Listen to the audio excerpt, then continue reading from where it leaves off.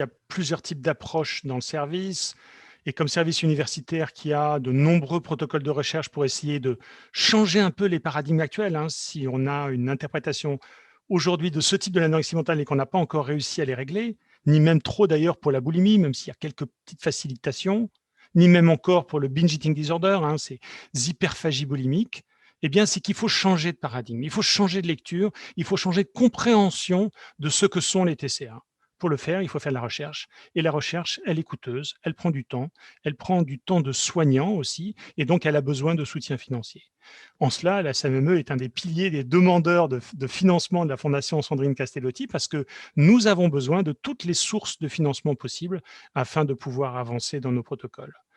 L'intérêt de la Fondation Sandrine Castellotti, c'est que pour nous, ce sont des volumes financiers peut-être un peu moins importants que les financements nationaux ou internationaux, mais peut-être moins aussi sensibles d'être totalement toujours dans la même ligne. Ce n'est pas que des approches de génétique, des approches d'épigénétique pour la compréhension de la pathologie, c'est aussi les petites choses qui vont aider demain à cette compréhension. On a reçu un financement spécifique pour, par exemple, la notion de Holter sur 72 heures qui permet de comprendre chez les sujets, chez eux, comment retentit leur activité de tous les jours et leur alimentation sur les effets cardiaques, puisqu'on sait que c'est une des parties de complications graves de l'anorexie mentale. En cela, la Fondation Sandrine Castellotti est pour nous extrêmement importante dans le développement de la recherche, y compris un peu atypique dans la compréhension de ces pathologies.